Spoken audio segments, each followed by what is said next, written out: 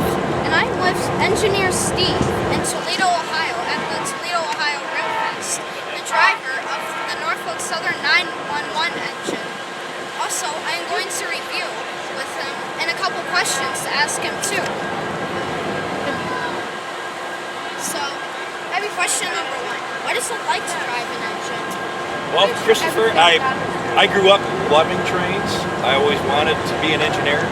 Driving a train isn't as easy as you would think, even though the engineer's right. We don't have to steer the train, right, because the rails dictate where we go, but the trains are very heavy.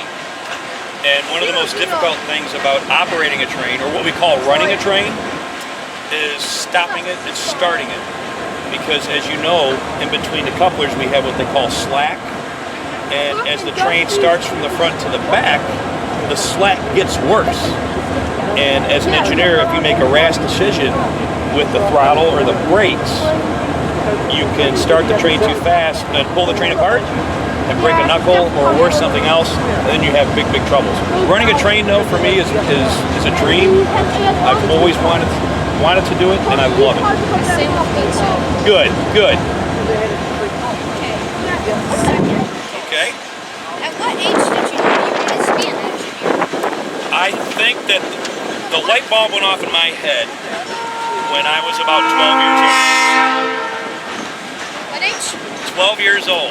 I was lucky enough to get a ride on the Amtrak train, the Lakeshore Limited. Back in that time, things were a lot more relaxed. There weren't the liability issues with lawyers and whatnot that the railroads have now. And a very kind engineer took me for a ride, let me run the train, and when we got into Toledo that night, I was hooked. I knew at that very point I wanted to be an engineer. Oh, okay. So, what education would you need to become an engineer? Well, I'm a little bit of an anomaly. When I graduated from high school, the railroads weren't doing very well, and that was in 1985. And I tried to hire out, but they had thousands of people that were laid off or furloughed. And I thought, well, what am I going to do now? So I went to college, which I would highly recommend, and I graduated with a bachelor's in marketing and management. And in '90, the railroads still weren't in very good shape, and I still wasn't able to hire out. So I went to sales, with the whole time my goal being to be an engineer. And my first opportunity came in late '93. I left my sales job in '94, not knowing anything about what the job paid, and never looked back, and it's the best decision I ever made. I would recommend college, but honestly, you could be an engineer with a high school education, and what the railroad does is they send you through a training program. First you become a conductor, you work as a conductor for 5 to 10 years, and then you go to engineer training, which takes about 7 months. Okay. So, how did Norfolk Southern ask you to drive the 911 engine? Well, they didn't really ask me. I asked them to bring the engine in for this. I'm responsible for all the freight equipment that comes in for train day for Toledo. And each year I try to pick something that I think is going to be of interest to the public as well as rail fans. And I thought with the 911 being painted, in honoring special or first responders, and we had some deaths over the last 2 years of some firefighters, I thought it would be a really neat way to pay tribute to them and to the first responders that serve us every day. Okay. It's kind of squeaky, so I'm gonna have to talk a little louder. Okay. Okay. Hi. What was your favorite, most important, or craziest freak you ever saw? Probably my favorite run is the office car special. Have you seen that? No.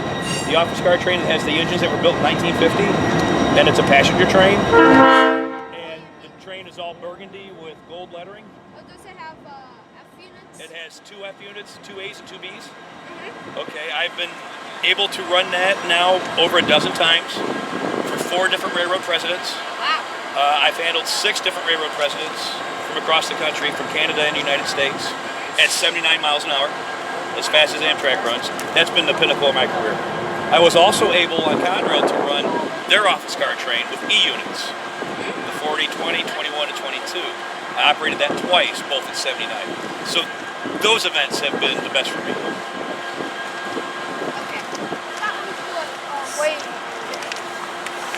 What else would you like us to know about you or Norfolk Southern?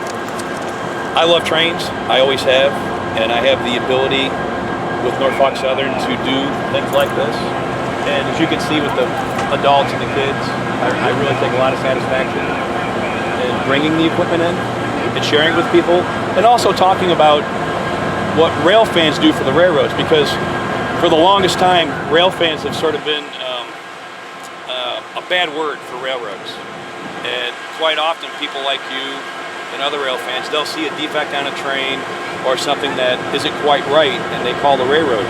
Or if a crewman is walking a train, it might take him 2 hours, and a rail fan sees him and picks him up and gives him a ride, and it decreases the delay of the train.